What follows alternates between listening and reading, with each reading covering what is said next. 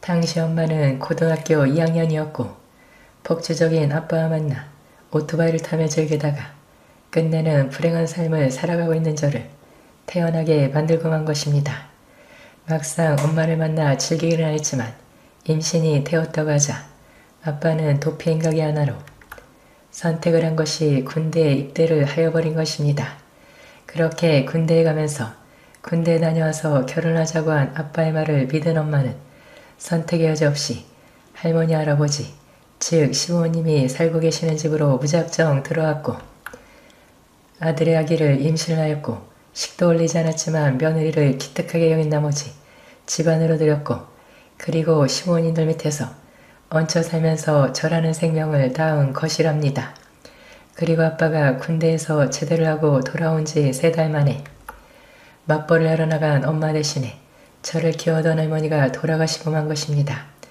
그렇게 되자 엄마는 저를 돌보느라고 맞벌이를 다니지 못하게 되었고 노가다 일을 나가시는 할아버지와 공장에서 집거리만큼 받는 월급으로 생활을 하기 힘들게 되자 아빠는 공장을 집어치우고 고등학교 때부터 폭주적으로 살면서 익혀 손재주를 자랑을 하던 오토바이 만지는 기술 하나만 믿고 조그만 가게를 하나 얻어서 오토바이스를 겸하여 중고 오토바이 매매를 하기 시작하게 되었답니다.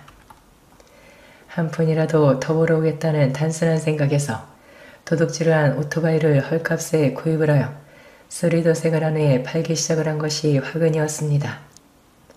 창문합의로 불구속이 되기를 반복하다가 급기야는 전문, 창문합의라는 오명과 함께 구속이 되었고 2년이라는 형을 살게 된 것입니다.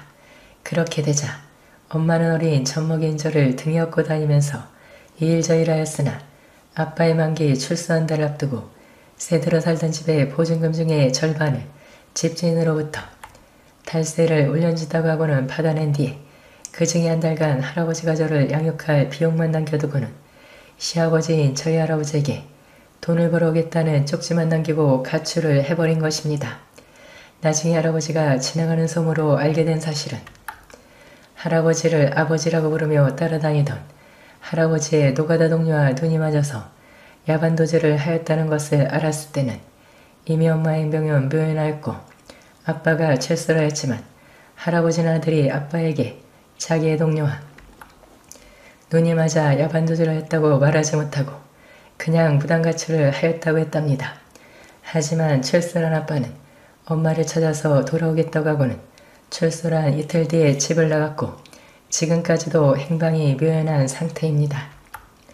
방을 2개를 사용하기에는 집세가 많이 들자 할아버지는 단칸방을 옮겼고 그도 비닐하우스촌에 방 하나를 얻은 것입니다. 맑은 날이면 할아버지는 저를 혼자 집에 남기고 노가다를 가야 할게 저는 혼자서 노는 것이 익숙해져 갔습니다. 그런데 엎친 데 덮친다는 말은 우리 할아버지와 손녀인 저를 비켜가지 않았습니다. 어느 날 우리가 살던 비닐하우스촌이 화마에 휩싸였고 그 바람에 엄마 아빠의 흔적이라고 할 수 있는 사진이며 옷가지가 모조리 화마에 휩싸여 검은 재로 변하였고 그리고 엄마 아빠에 대한 희미한 기억마저 송두리째 내리에서 사라지게 만들어버린 것입니다. 그런데 할아버지가 저를 남다르게 보고 있다는 것을 알게 되었습니다.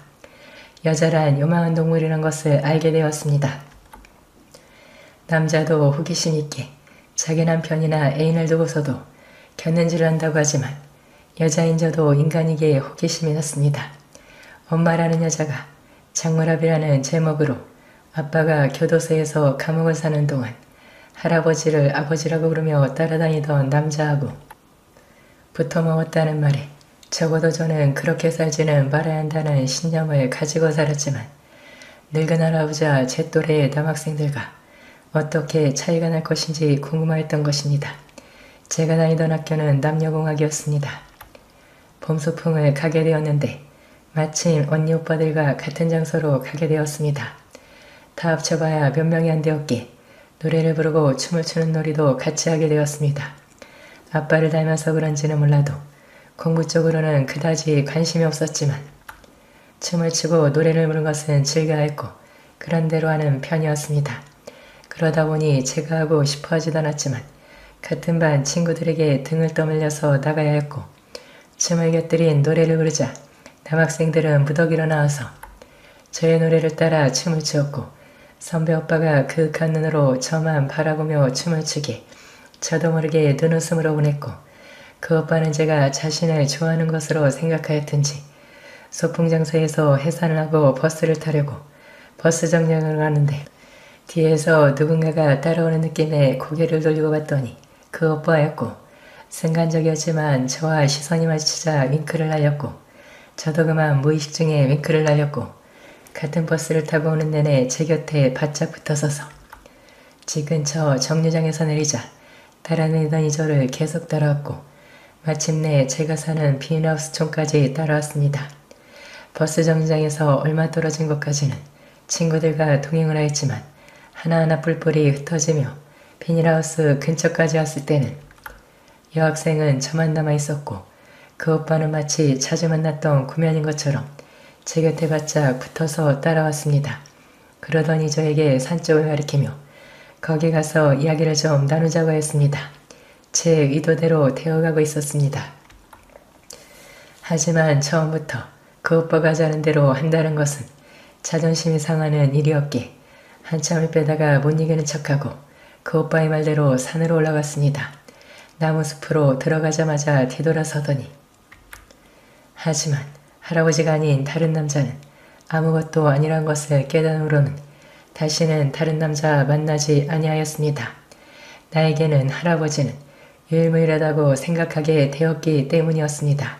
잘 먹고 잘 살지는 못하였지만 할아버지는 노가다로 잔뼈가 굵어진 탓에 보약한 척 먹지도 못하였지만 체력은 대단하여서 중간에서 포기를 한 적은 단 한 번도 없었을 정도로 대단한 체력의 소유자였습니다.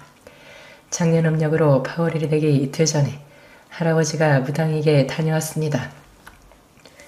무당은 할아버지가 아빠의 생사 여부를 묻자 이미 죽었다고 했고 추석에 밥 한 그릇을 아들 몫으로 올리라고 했습니다. 그리고 추석날 제사를 모시고 나서 제사상을 물리자마자 할아버지가 그것이 화근이었습니다. 그 다음 달 달거리가 끊겼습니다. 할아버지에게 고백하려고 마음도 먹은 적이 있습니다. 하지만 불경기, 주택경기마저 바닥을 치고 있어서 겨우 입에 풀칠하게도 급급게 하는 할아버지에게 사실을 말하게 되면 안 그래도 늘어나는 주름살을 더 늘어나게 할 수가 없었기에 찰필 미루다 보니 말할 기회를 놓쳤고 저는 사람들의 목을 피하기 시작했고 아무것도 모르는 할아버지는 많이 먹어서 그런 것으로만 알고 있습니다.